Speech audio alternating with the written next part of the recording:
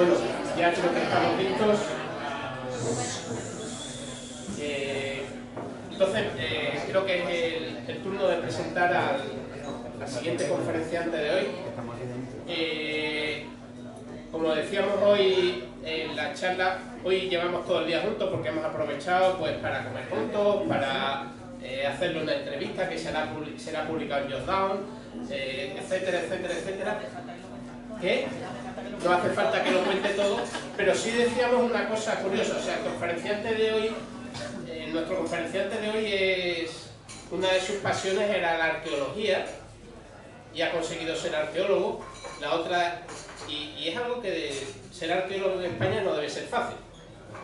Si ya hablábamos del anterior, que se ha tenido que ir a la Universidad de Miño de tal para hacer estudios de psicología, pues ser arqueólogo en España no debe ser fácil.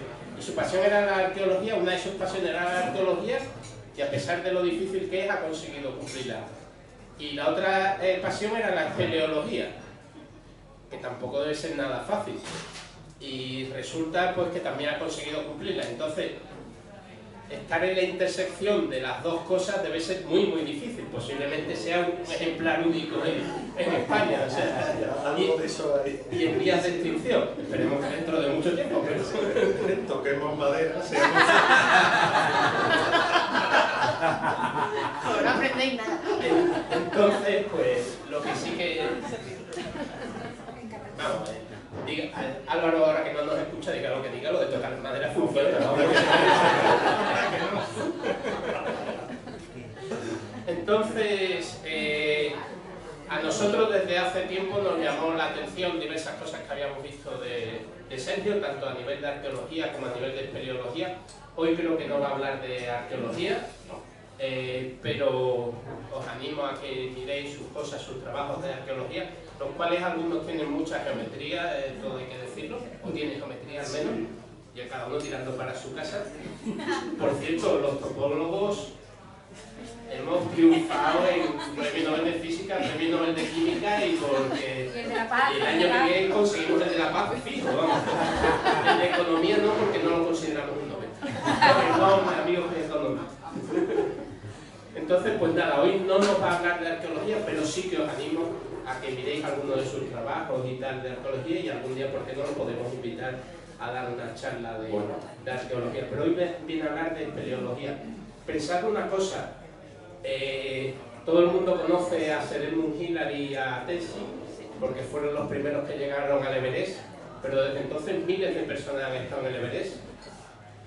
Todo el mundo conoce también a Neil Armstrong y a Collins y demás porque estuvieron en la Luna, pero desde entonces como una decena o más de personas han estado en la Luna.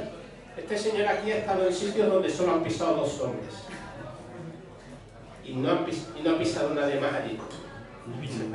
Entonces, en algún sentido es más único que la Luna o que el Everest, desde luego. Bueno, visto así, claro que sí. Cuando quieras, Buenas noches.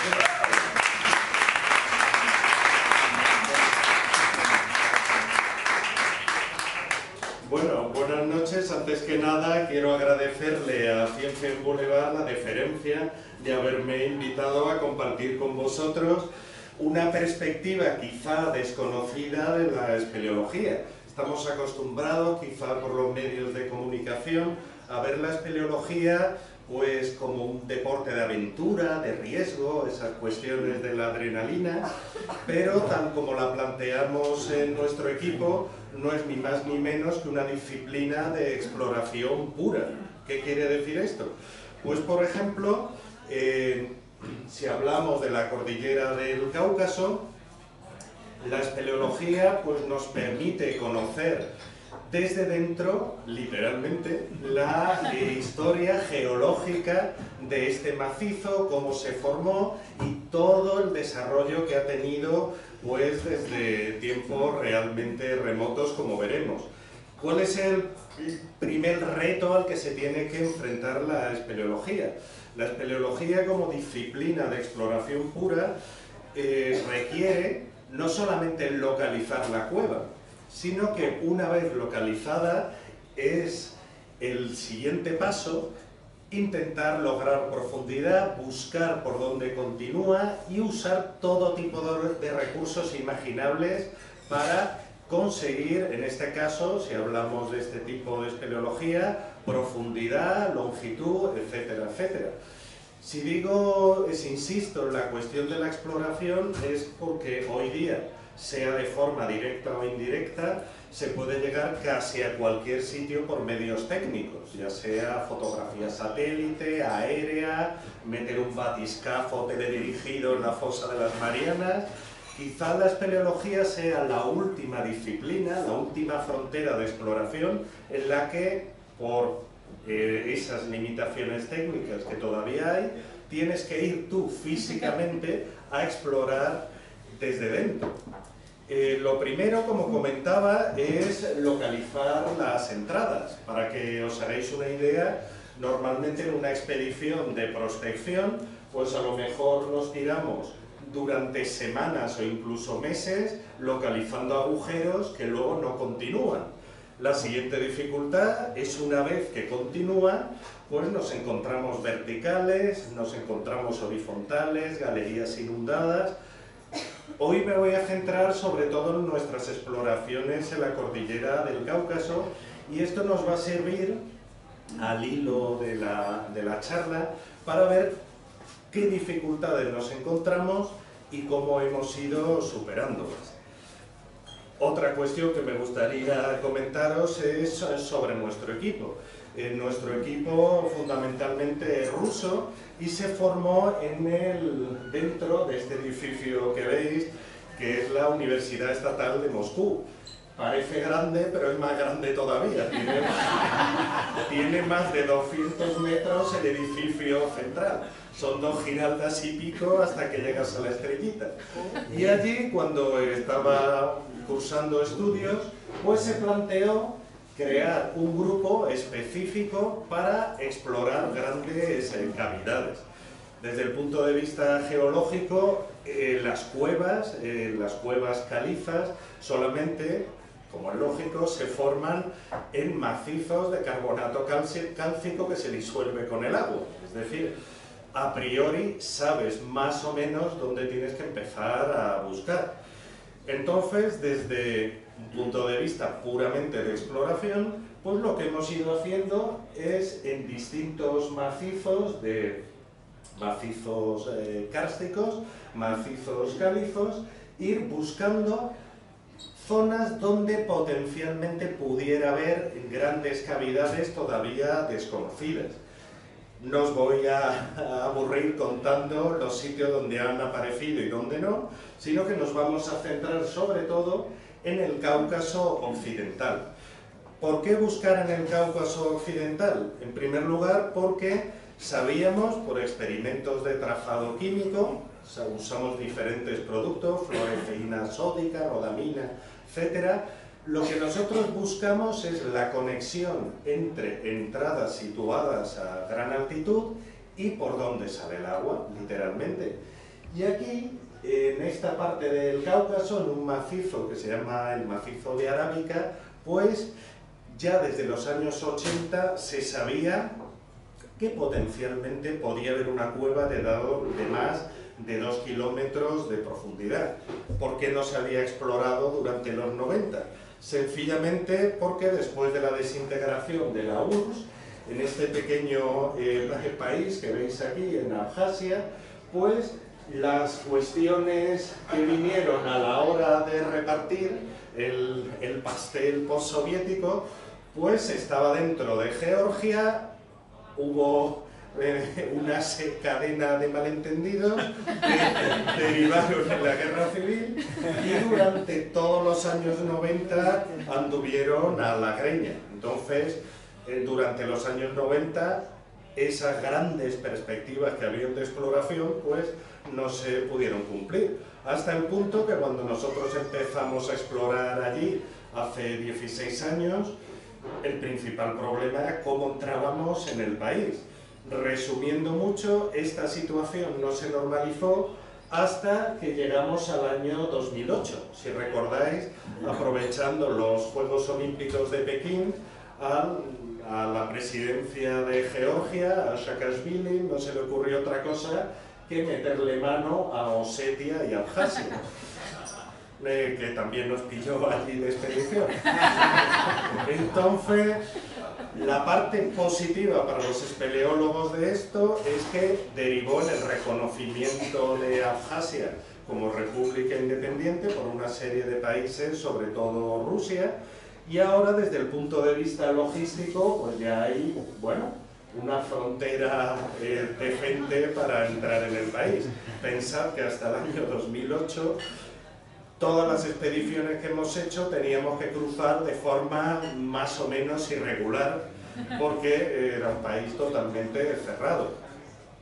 No me resisto a la tentación de mostraros un poco el país. El país, prácticamente todas las ciudades están en la costa, luego todo lo demás son bosques impenetrables y termina el país en bosque, en el límite del bosque y toda una serie de macizos calizos impresionantes. Por ejemplo, si continuamos toda esa línea llegamos, por ejemplo, al Elbrus, sin ir más lejos. Lo que pasa es que después de más de 10 años de guerra civil larvada o real, el país está absolutamente destrozado. Es decir, cuando nosotros vamos de expedición, lo que te encuentras abandonado en la montaña son cosas de este estilo, que están esperando la grúa. O, por ejemplo, claro, las situaciones desoladoras, las estaciones de tren, esto es Sujum, la capital, no funciona desde hace décadas, edificios abandonados, escuelas, el mismísimo Parlamento. El año pasado todavía estaba así, es decir, el Parlamento ardió y bueno, es que ni se usa, está abandonado. Entonces, es una dificultad añadida a este trabajo de exploración. Otra cuestión, para expediciones pesadas como las nuestras, es la logística, el transporte del material que necesitamos. Pensad que para una expedición estándar a lo mejor tenemos que mover entre 5 y 6.000 kilos de material. Eso es una barbaridad. Entonces, lo que hacemos es desde Moscú, coger la línea que ya está abierto, Moscú-Sujum, y llevamos por vía ferroviaria todo el material, que es más baratito, hasta el pie del Cáucaso, hasta esta estación de un pequeño pueblo que se llama, bueno, localmente Tsandrich y antes se llamaba Gantiadi. Allí una vez que llegamos, pues estoy poniéndoos imágenes de distintas expediciones, resumiendo estos 16 años, pero básicamente hacemos siempre lo mismo. Descargamos el material, el siguiente paso, lógicamente, es clasificarlo, que no se nos haya olvidado nada, porque en Abjasia lo que se te haya olvidado lo puedes dar por perdido. Y a continuación, pues por ejemplo, en las expediciones de verano, pues amablemente nos dejan estos camiones militares, cargamos todo el material y pues nada, empezamos por carretera de montaña a ir subiendo poquito a poco todo el material necesario. Hay que decir que, claro, el país está destrozado y las carreteras no son tales. Esto, por ejemplo, lo pagamos a escote entre los espeleólogos, que nos abrieran campo a través en mitad del Cáucaso, metimos una máquina para que iba a hacer una pista. Es decir, si os fijáis, no hay ningún tipo de pavimentación. Entonces vamos con los camiones campo a través, pero bueno, es tecnología soviética y se sube, luego seguimos por mitad de la montaña, hasta, aquí ya veis que no hay ni carril ni hay nada, y ya pues descargamos el material hasta la zona que nos sirve de campamento base. Digamos que este es el modelo de transporte de cualquier expedición de verano. En invierno también exploramos ahí, aprovechando que como todas las precipitaciones caen en forma de nieve, pues arriba tenemos toda el agua del mundo, es decir, hay mucha nieve, y la cueva está totalmente seca y es mucho más seguro trabajar ahí. Lo que ocurre es que cuando empezamos, después de la guerra civil, solo había 2 helicópteros en Abjasia y habían pasado la revisión antes de la guerra. O sea, este helicóptero que veis aquí es un Mi-8, pero este es el modelo de los 70. Eso si recordáis las películas de Rambo, lo que se ven ahí en Afganistán y tal. Entonces, bueno, así vamos subiendo todos los años. Veis que aquí hay una barbaridad de nieve. No se puede subir a pie, por ejemplo, porque hay un peligro real de avalanchas.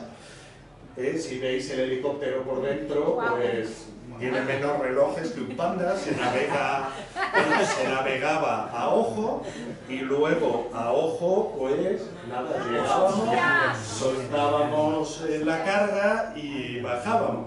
Esto fue hasta 2006. ¿Por qué? Porque en 2006 tocamos con la cola en la nieve y metimos literalmente una hostia de espanto. Y bueno, ahí tenéis cómo quedó el pobre helicóptero. Y en la mitad de la flota aérea se nos cayó el pelo. Entonces, esto en años posteriores es lo que hemos utilizado poquito a poco. Hemos ido desmembrando el helicóptero y nos ha servido para hacernos estanterías, el campo base. Bueno, es la parte positiva y también que, bueno, el susto fue monumental, pero más allá de salir hechos un Cristo no nos pasó nada. Las expediciones de invierno, pues una vez que llegas, claro, con cierto optimismo montas más o menos la tienda.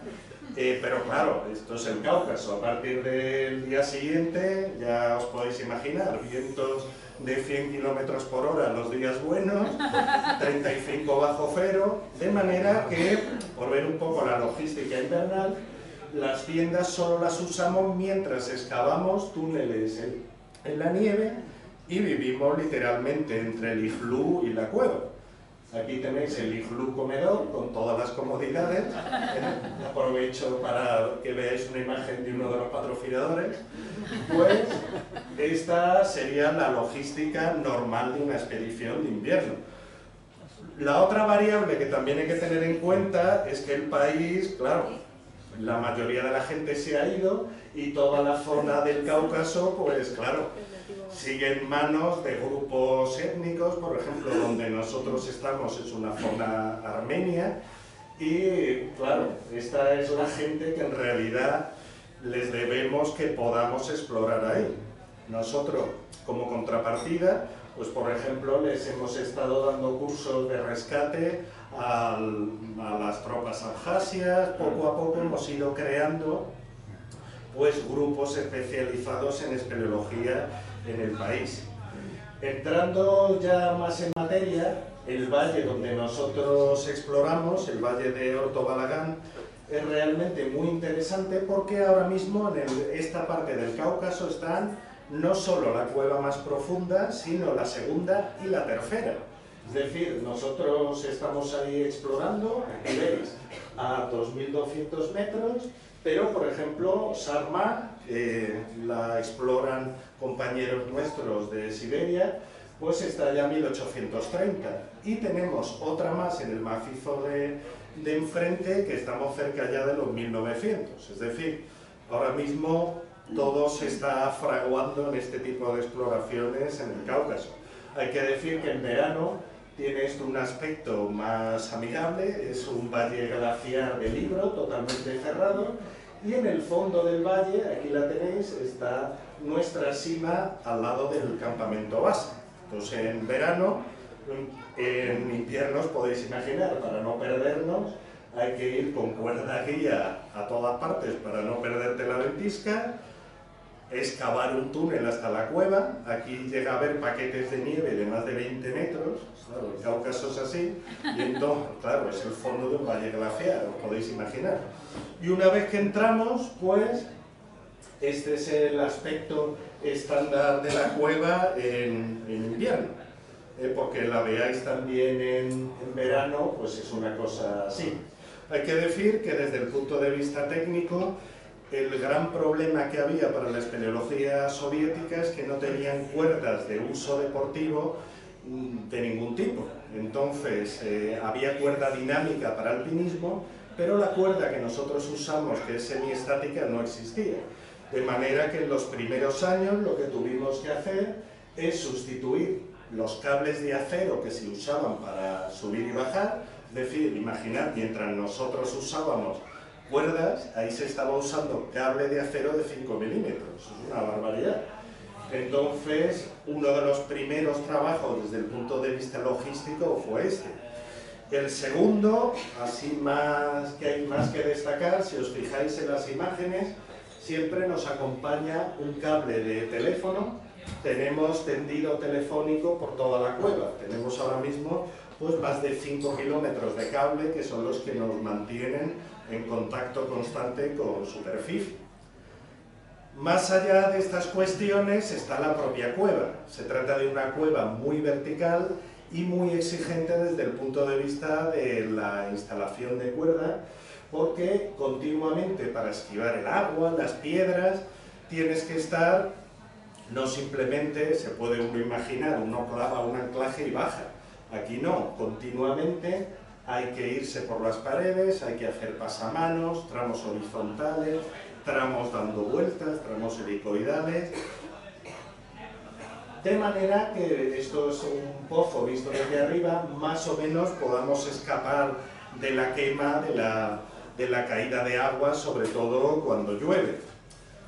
Los primeros 500 metros de la cueva son muy verticales, se van alternando grandes pozos de 100 metros, 110, este es un pozo de 152 metros, es una parte en la que se va rápido.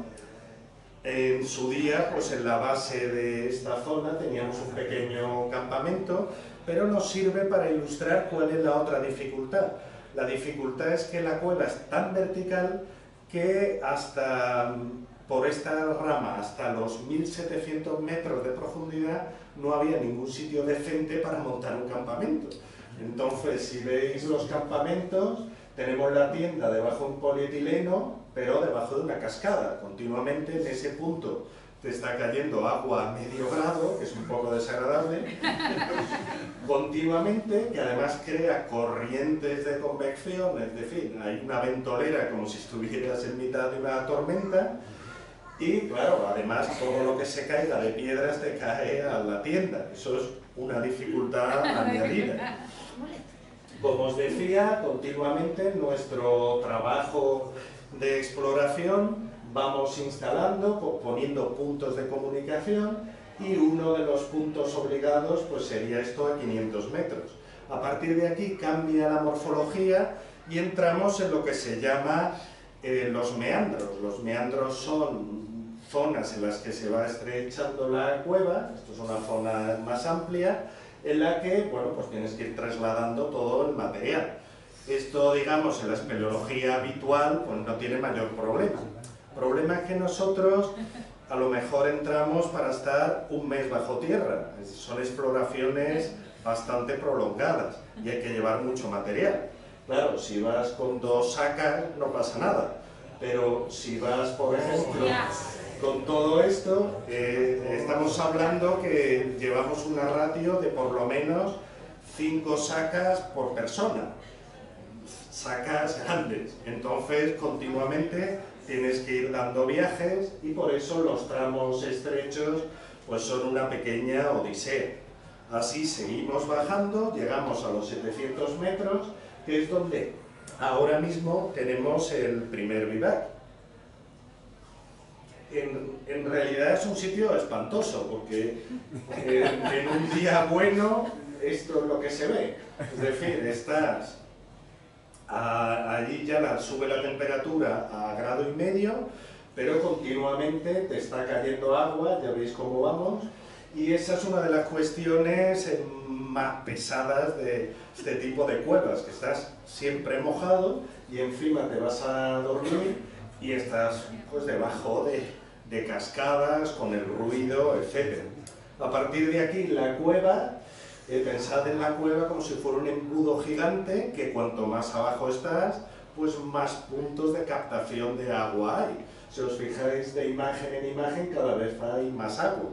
Entonces, a partir de los 900 metros de profundidad, pues continuamente estás avanzando debajo del agua, y la instalación pues requiere continuamente irte separando de ella. Es decir, como comentaba antes, no se trata simplemente de poner la cuerda y bajar, sino de continuamente ir haciendo péndulos para salvarte un poco de la quema. La forma de avanzar habitual, pues ya veis, como mínimo en las verticales, con 2 sacas bien despachadas, y así poquito a poco vamos ganando profundidad hasta llegar a los 1000 metros. El siguiente vivac que teníamos en su día es el vivac de 1215 metros, que es donde poquito a poco vamos clasificando el material antes de seguir hacia abajo. Una cuestión que os la podéis imaginar. Algo tan elemental como dormir, como tú vas explorando, tú a priori no sabes lo que te vas a encontrar. Cuando estuvimos haciendo estas exploraciones, entrábamos y salíamos el mismo día, hasta que íbamos localizando puntos de, mira, aquí se puede estar seco, aquí montamos una tienda. Es decir, primero tienes que ir a pelo y luego ya poquito a poco vas encontrando el sitio. Los bivacs para nosotros pues son no solamente el lugar de descanso, sino que además toda la logística intentamos concentrarla ahí. Por ejemplo, veis aquí a mi compañero Bernard Turte, que es francés, pues aquí le veis usando el genéfono de comunicación con superficie. Veis que tenemos todas las comodidades dentro de que es una cueva. Hornillo de gasolina, pues el botiquín, la comida, etcétera. Es decir, el bivac es fundamental en este tipo de expediciones que sea confortable, porque si vas a vivir un mes aquí, si no te dan instintos suicidas. La cueva cambia radicalmente a partir de los 1200 metros. A partir de 1200 metros se hace más estrecha y hay, lógicamente, como no, más agua. Veis que vamos bajando y hay pozos completos en los que la salida es muy estrechita y continuamente te está cayendo el agua. Entonces, si bajar es complicado, subir, pues cuando hay una crecida, pues es imposible. Vamos, no hay ni que intentarlo. Por supuesto, las sacas no nos abandonan. Entonces, lo que hacemos es, pues técnicas en plan teleférico, poco a poco, vamos bajando todo ese material que necesitamos a los distintos puntos en los que vamos a trabajar. La primera vez que batimos el récord de profundidad fue en 2001, hace 15 años, y fue cuando llegamos a esta sala, que le llamamos sala de los espeleólogos soviéticos, como homenaje a los que nos habían precedido, que estaba a 1710 metros. Hay que decir que hasta ese momento el récord de profundidad durante décadas había estado antes de los años 50 en el Pirineo navarro francés, en la zona de la Piedra San Martín, y luego ya pasó a Alpes y se tiró durante décadas en Alpes hasta el 2001. En ese momento el récord era 1610 metros, por supuesto se consideraba imposible los 2000, y claro, habíamos llegado a los 1700. Una vez que estábamos allí, hay una componente científica bastante potente en este tipo de exploraciones. Por ejemplo, estuvimos haciendo ensayos de comunicación por inyección eléctrica. Tenemos un sistema que envía una señal eléctrica a través del suelo, la codifica, la decodifica, y bueno, te puedes comunicar por superficie sin necesidad de un cable. Lo que pasa es que depende mucho de la continuidad geológica y en este caso pues solo nos funcionaba hasta los 500, o sea 1700 ni de broma, pero había que probarlo. Por supuesto, os podéis imaginar toda la cuestión de documentación fotográfica, topografía, una cuestión fundamental en la espeleología de exploración es hacer una buena topografía de donde estás explorando. Esta sala, hay que decir que era absolutamente paradisíaca, totalmente seca, con su arena, veis aquí la tienda, una playita, no te está cayendo agua, una maravilla. Pero claro, la vida es así, habíamos llegado a 1700 metros, pero la cueva no continuaba ni de broma. ¿Qué hacemos en esos casos? Pues en este caso lo que hicimos fue empezar a buscar en la zona de 1400 metros por donde se iba el agua. Y montamos pues otro campamento a 1400 metros que nos sirviera de base de operaciones para buscar punto por donde se va el agua.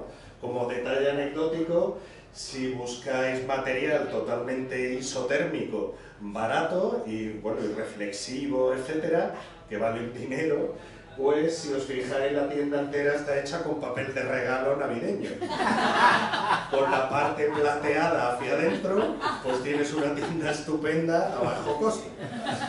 Todo es la tecnología soviética. Y ya una vez dentro, pues ya veis, todas las comodidades que veíamos antes. ¿Qué ocurre? Estamos hablando de que hay una variable más. Tenemos que seguir el curso del agua.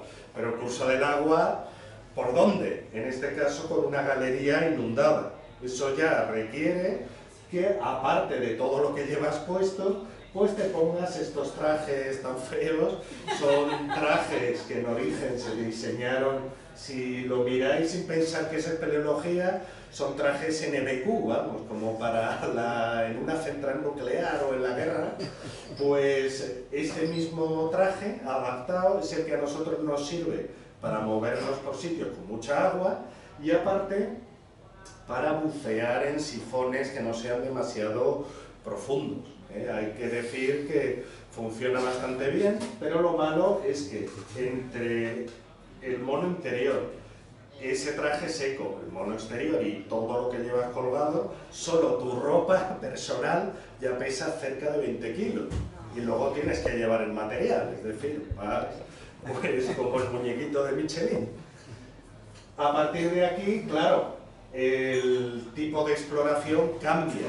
Ya no solamente hay que llevar la comida, todo el material de antes, sino el material de buceo. Es decir, hay que llevar las botellas de aire comprimido lo mejor que se pueda. En este caso, estas fotos son del año 2003, cuando por primera vez llegamos al sifón de 1440 metros. Veis pues todo el material imaginable, botellas, reguladores, etc.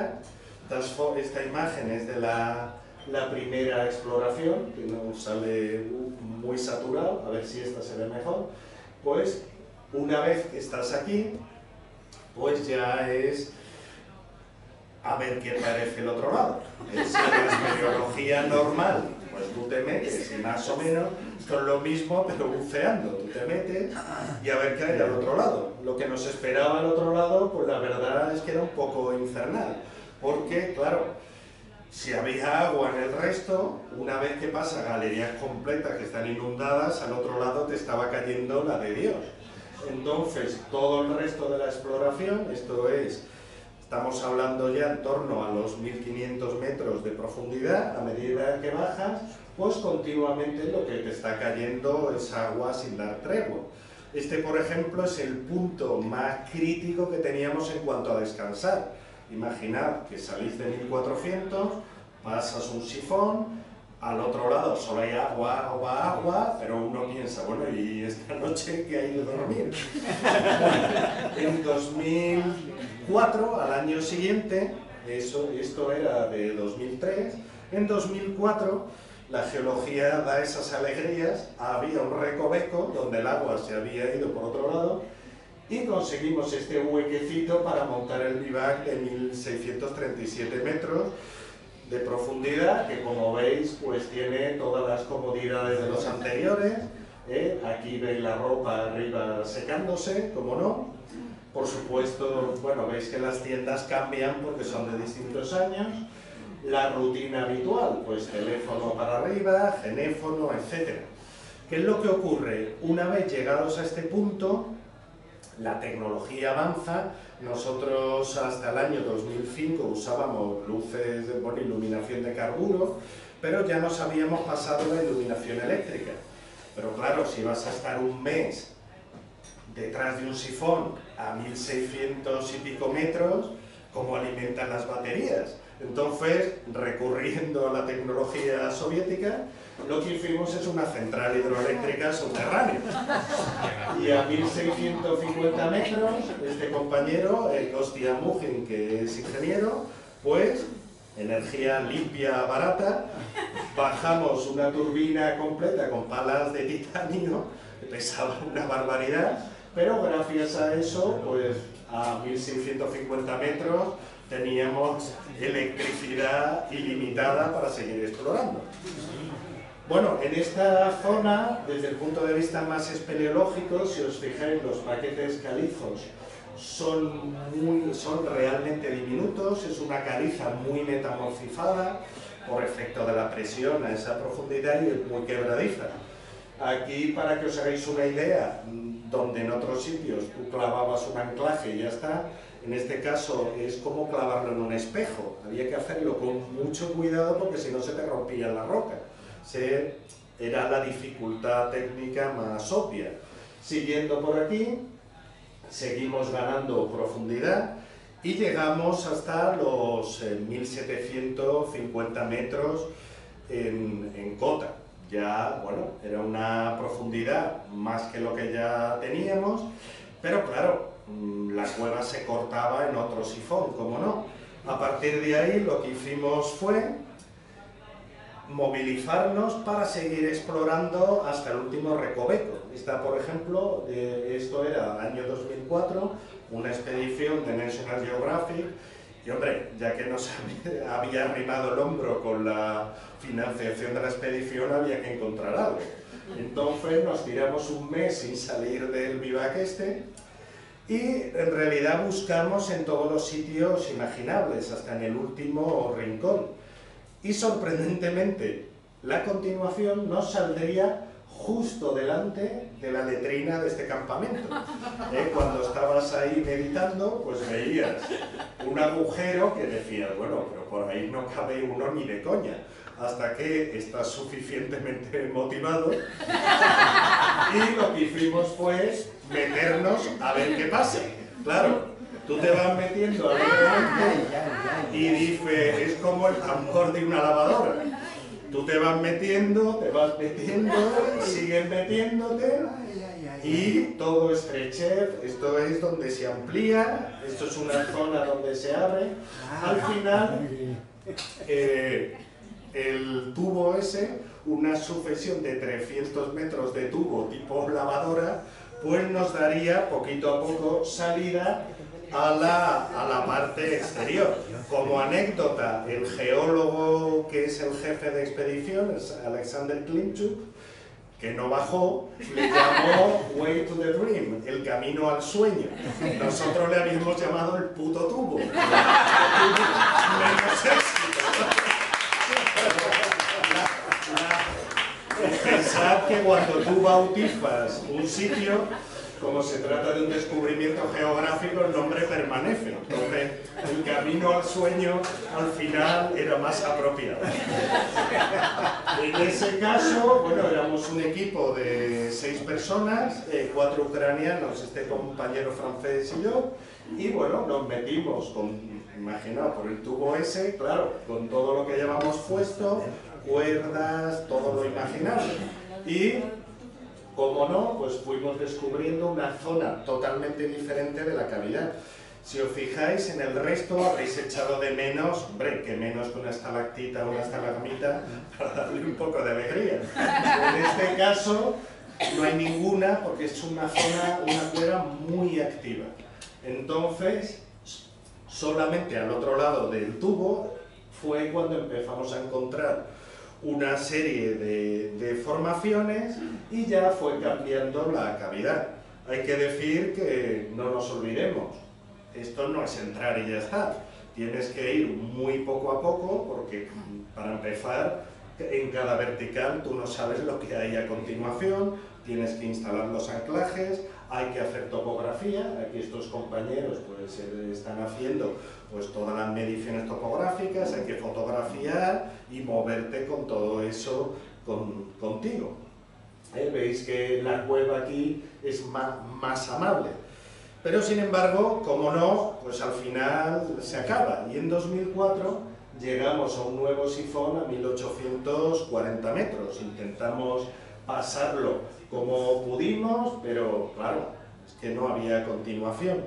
Pero ya de subida encontramos una serie de galerías que ese mismo año 2004 nos permitirían seguir bajando por todas las estrecheces y superar por primera vez en la historia de la espeleología lo que antes se consideraba pues algo irreal, superar los 2 kilómetros de profundidad en este pozo que le llamamos del milenio, un pozo realmente espectacular que baja detrás de tanta estrechez, pues se abre con una caída de agua impresionante y es, claro, el que nos permitió por primera vez superar esa mítica cota de los 2000 metros. Seguimos bajando, ya veis, agua, lo normal, verticales, hasta llegar a los 2080 metros, que claro, llegamos a eso, suelo de barro y ya está.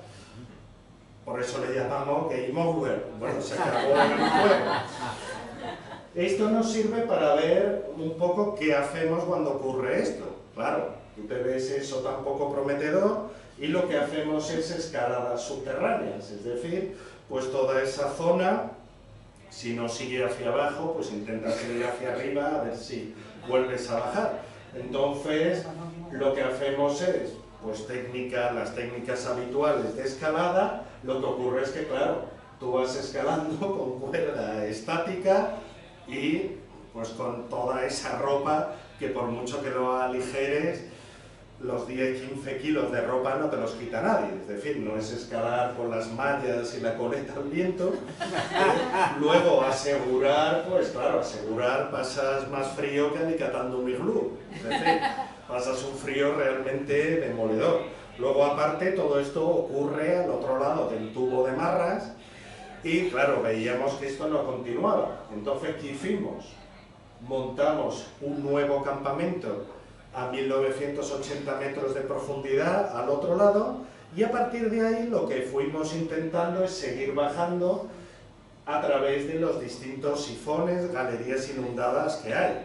Claro, aquí el problema es que se van sucediendo un segundo sifón, el primero lo había pasado, segundo, tercero, cuarto y con todo esto opuesto. Es decir, si habíamos hablado de que ya lo que llevaba pesaba cerca de 20 kilos, encima tienes que ponerte los plomos de buceo, las botellas, es decir, que moverte es una odisea. Pero bueno, hay que hacerlo, poquito a poco, vamos siguiendo. Este, por ejemplo, es el sifón número 3 a 2010 metros. Seguimos bajando, ¿veis? Pues con todo lo que llevamos colgando. Aquí, por ejemplo, tenéis en las verticales lo que hacemos, porque se suceden uno detrás de otro. Y claro, no puedes irte quitando y poniendo el material. Todo esto hasta que encontramos un quinto sifón a 2140 metros de profundidad. Evidentemente, esos 2080 los habíamos superado y el límite estaba en el buceo dentro del propio sifón. Allí, pues claro, los que buceéis diréis, pero bueno, ¿pero qué botellas son estas? Ahí lo que hicimos fue el último intento de conseguir metros ahí dentro, pues fue llevando un equipo de recirculación. Es decir, ya sabéis, vas reciclando tu propio aire, lo mismo que se usa en astronáutica, es decir, esto reciclas tu propio aire y además en cuevas muy frías es agradable porque al ser tu propio aire está un poquito más caliente. Pero hay que decir que lo que conseguimos es 56 metros de profundidad dentro del agua, de este sifón, y ahí se quedó la cosa en 2196. ¿Qué perspectiva nos queda?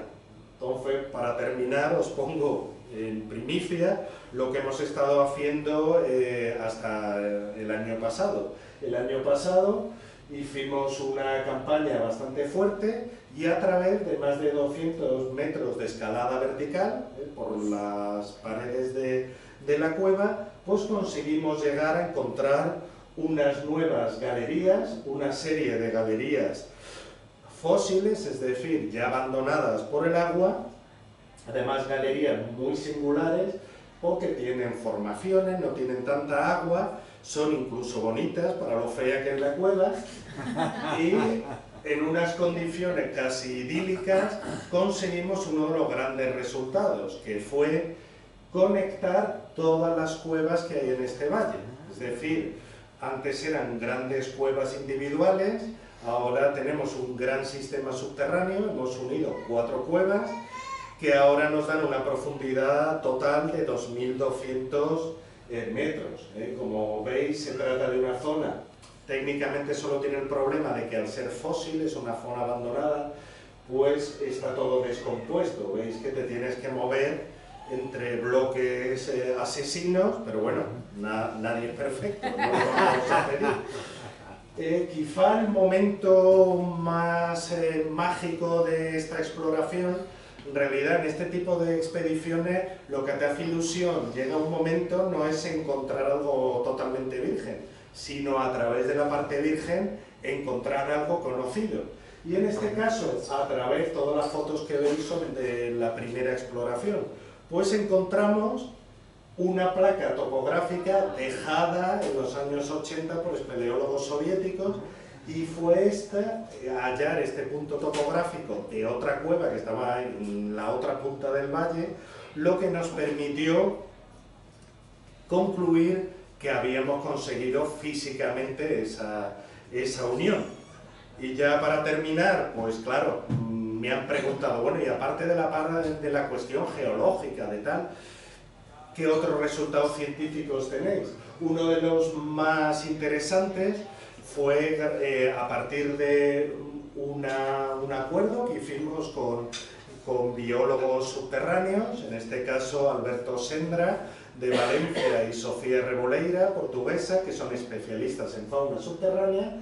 Lo que nos pusimos en 2010 es a poner trampas para capturar la fauna que hubiera ahí abajo. Estamos hablando de más de 2 kilómetros de profundidad, una zona totalmente agresiva para cualquier forma de vida. Estamos hablando de oscuridad total, un frío que pela, corrientes de agua, se inunda, y tuvimos la suerte de donde a priori pues no se esperaba encontrar nada, pues hemos encontrado todo tipo de fauna.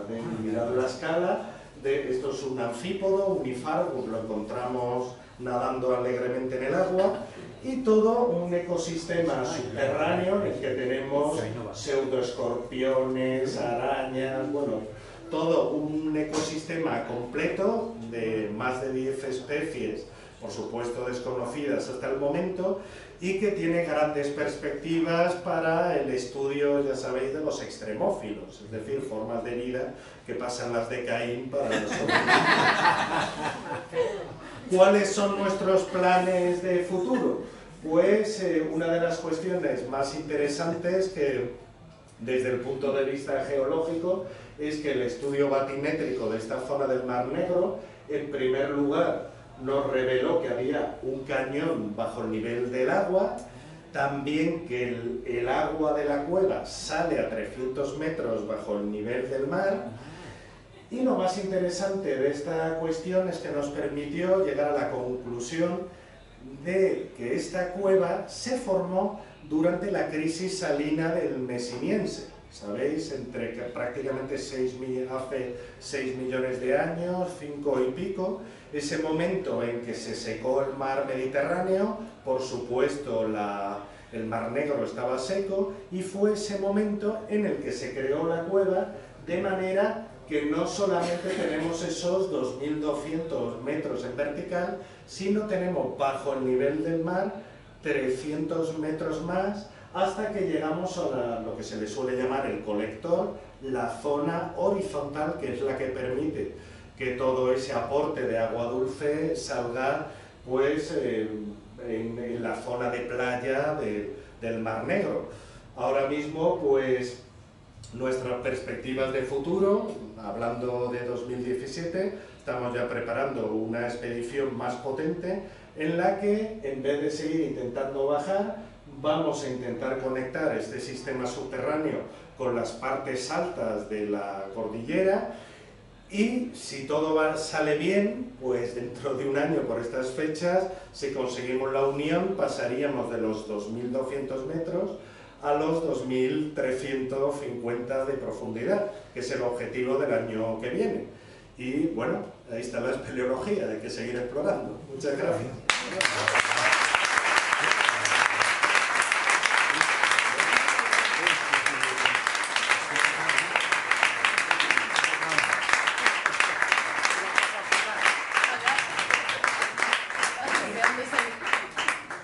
Muchísimas gracias, Sergio. Supongo que alguien tendrá alguna curiosidad, quiere preguntarle algo a Sergio.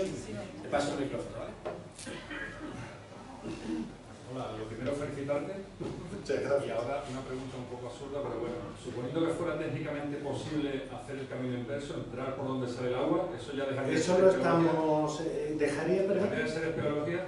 No, en absoluto. La espeleología también, en realidad la espeleología no es más que el estudio de cualquier cavidad natural. Entonces, incluso hay gente que estudia cavidades artificiales dentro de la espeleología. Esto es una cuestión que nos estamos planteando, que lo que haríamos es buscar algún tipo de embarcación y meter un batiscafo de cable por la desembocadura. Lo que pasa es que, claro, los presupuestos del gobierno de Abjasia son bastante reducidos, pero que es algo que lo tenemos en cartera, sobre todo porque, claro, bucear a más de 300 metros de profundidad, las surgencias más profundas están incluso a 380 metros bajo la superficie. Eso es impensable meterte tú. Entonces, la idea sería precisamente olvidarnos de entrar desde la cueva, porque, claro, hay que llevar un material que pesa una barbaridad y vale ni se sabe, y recurrir a esa opción. Sobre todo es que, claro, pensar que esto es muy interesante porque te da la datación de esa cueva y te permite ver, imaginarte un poco cómo sería el paisaje de hace 6 millones de años, ¿no? Que sería un valle seco inmenso con ríos y tal.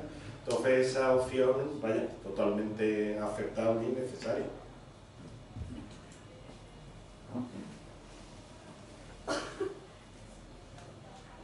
Una pregunta muy fea, pero que me da mucha curiosidad. ¿De dónde sacáis el dinero? El dinero, hombre, hay que pensar cómo está la ciencia en todas partes, ¿no? Esto hemos probado todas las opciones, pero la opción más rápida y más fácil es pagarlo a escote entre nosotros. Es decir, todo esto que veis lo pagamos nosotros mismos. Pero pensad que, vamos a ver, lo comentaba antes, uno está acostumbrado a expediciones grandes donde hay asalariados. Es ver, si vais, yo que sé, al Himalaya, pagas un permiso de cumbre, pagas a unos sherpas, estás todo el día con la visa en la boca pagando.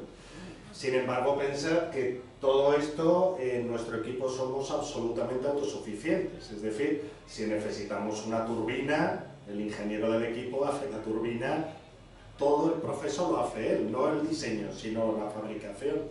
Por ejemplo, tenemos ingenieros electrónicos y todo el sistema de comunicación también está hecho ex profeso para nosotros. Es decir, nosotros no pagamos a nadie por ningún trabajo, todo lo hacemos nosotros. Entonces pensad que una vez que estás ya a pie de montaña, pues los gastos son lo habitual de la comida y poco más. ¿Qué es lo que vale más dinero? Pues en realidad el transporte, que eso desgraciadamente hay que pagarlo y ya está. Y luego lo que más o menos tenemos resuelto es la cuestión del material. A cambio de probar materiales nuevos en condiciones extremas, pues hay toda una serie de marcas que nos patrocinan con material. Con dinero no te patrocinan ni Dios, ¿no? Entonces, con material sí tenemos patrocinadores que a cambio de testar ese material, pues lo podemos usar gratis, ¿no? Luego, puntualmente, pues hemos tenido ayuda, por ejemplo, sobre todo de National Geographic, que son los que nos han pagado el material, no la propia expedición de las expediciones más grandes. Entonces, apoyos puntuales sí hemos tenido. Luego está la Academia de Ciencias de Rusia, la Sociedad Geográfica Rusa, el gobierno de ahí, que claro, nos permite usar unos medios, claro, si tuviésemos que pagar el helicóptero caído, nos cuento. Entonces nos proporcionan una logística que, claro, si no sería imposible. Pero vamos, dinero con tan disonante, eso no lo hemos visto nunca, ¿no?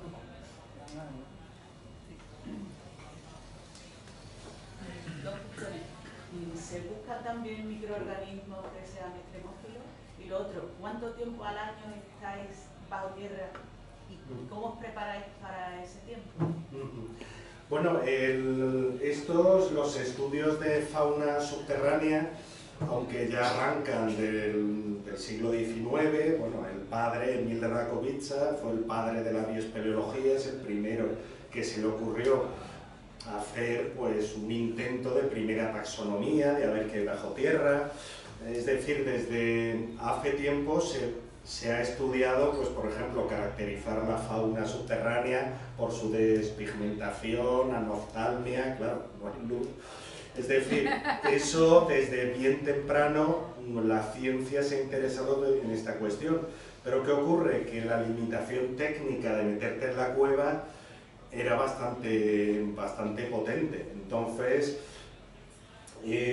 la búsqueda de fauna a gran profundidad, claro, pero que de todo tipo de fauna, de microorganismos, todo se había obviado porque nadie había muestreado a esa profundidad. Entonces, esto que hemos visto es de 2010. Nosotros hemos sacado sistemáticamente muestras y lo que se va publicando pues es, digamos, lo más obvio. Y la cuestión de microfauna están en ello, pero claro, ya sabéis que teniendo en cuenta que los estudios no los hacen los laboratorios de gratis, solo a cambio de publicarlo, pues siguen su camino, pero van despacio. Pensad que cada bicho que hemos capturado, como mínimo, para hasta llegar a la publicación, el más rápido fueron entre 2 y 3 años, ¿no? Si hablamos de los otros, que son más desconocidos todavía, y encima de gratis, pues es complicado, pero las muestras están ahí.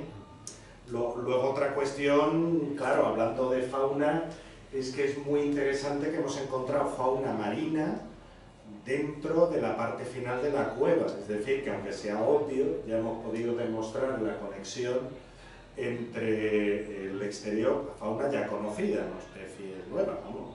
Una gambita de mar pequeñita, la capturamos dentro de la cueva, demostrando que, bueno, estamos hablando que hay 15 kilómetros desde el mar para llegar ahí. Entonces, bueno, esas cuestiones más evidentes están andando.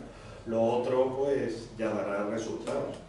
Yo, de todas maneras, estoy totalmente abierto a que quien se dedique a eso, nosotros nos dicen el protocolo que haya que seguir y nosotros cogemos las muestras, ¿no? Lo malo es la financiación. Luego la cuestión de la preparación, claro, la espeleología en realidad es muy exigente físicamente, pero no tanto, me explico. Es decir, la cueva te desgasta mucho, pero lo que es algo de resistencia pura. Tú estás un mes continuamente en la cueva, aunque haya momentos más exigentes, pero lo que hace falta es mucha resistencia. Lo hacemos un poco a la vieja usanza, es decir, nosotros hacemos un entrenamiento básico de resistencia, pero la variable que lo comentaba antes, más limitante, es la psicológica, es decir, estar a gusto ahí abajo. Si estás a gusto, pues ya está.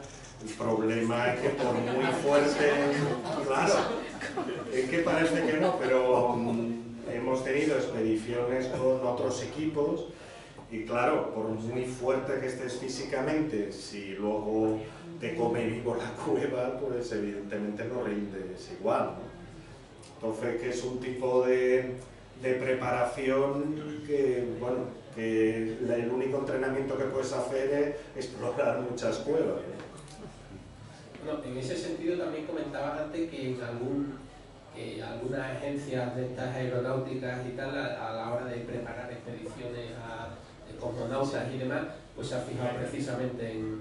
Claro, como comentaba antes, históricamente, si recordáis los experimentos que se hicieron de grandes permanencias bajo tierra, la época de Michel Siffre, por ejemplo, en Francia, estas cuestiones de dejar a alguien aislado, antes de enviar misiones espaciales, bueno, antes de que hubiera laboratorios como la Estación Mir o la Estación Espacial Internacional, todo eso se testó en cuevas, porque es lo único que te permite un aislamiento total.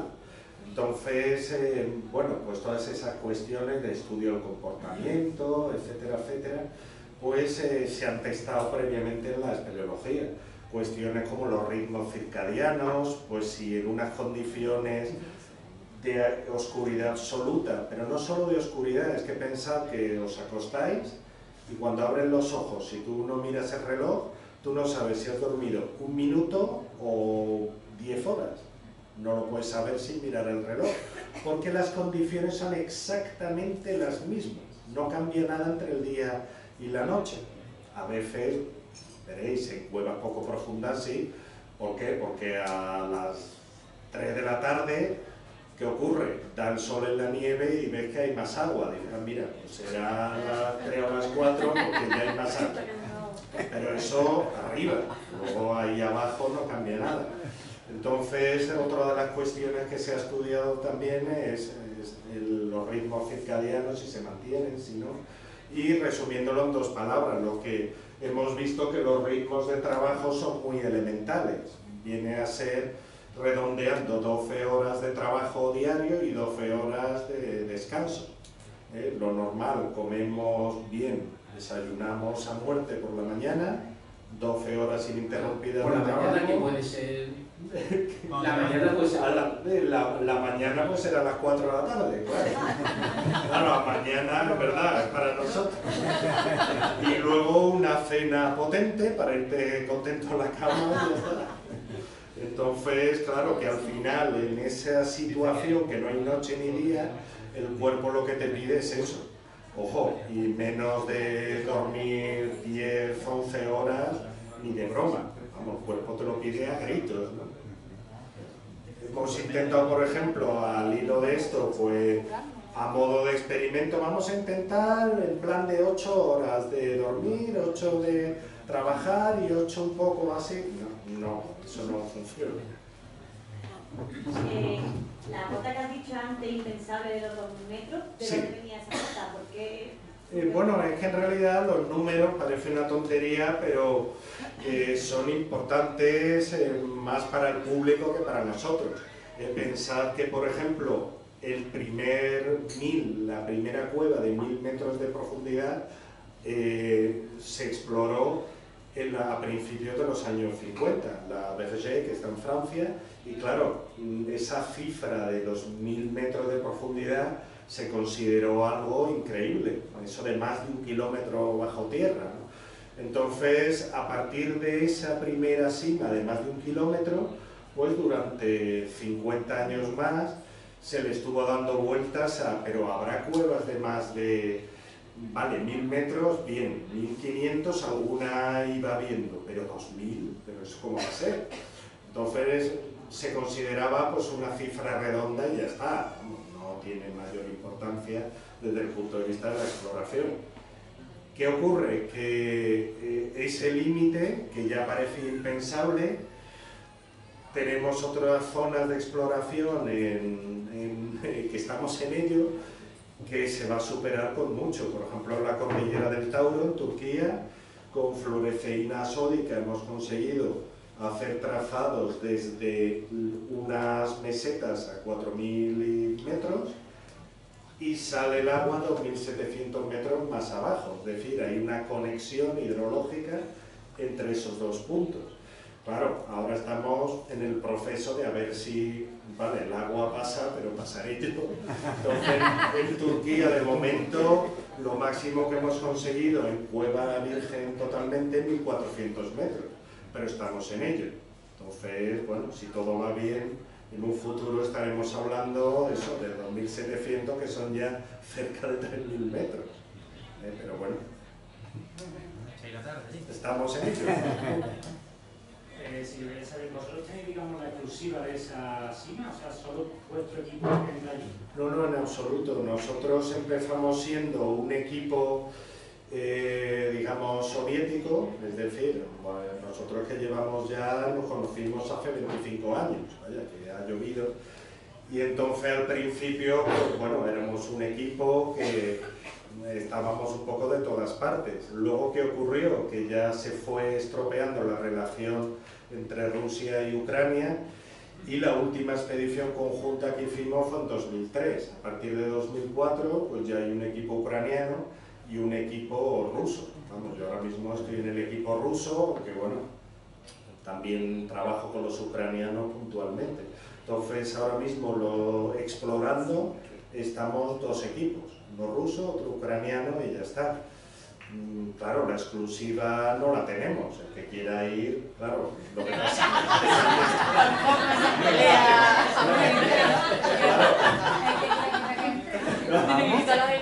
no, lo que pasa es que pensad que, claro, luego hay una cuestión de permisos, el Ministerio de Ecología de Abjasia le tiene que autorizar. Por cuestiones de seguridad intentamos que no vengan domingueros y tal, pero claro que en realidad a priori cualquier equipo que ofrezca garantía podría ir allí. Lo que pasa es que pensar que la espeleología, lo interesante de la espeleología de exploración es ir a explorar, ir a visitar lo ya conocido, pues, bueno, pues no sé, no tiene gracia. Entonces, sobre todo porque la cueva es bastante fea.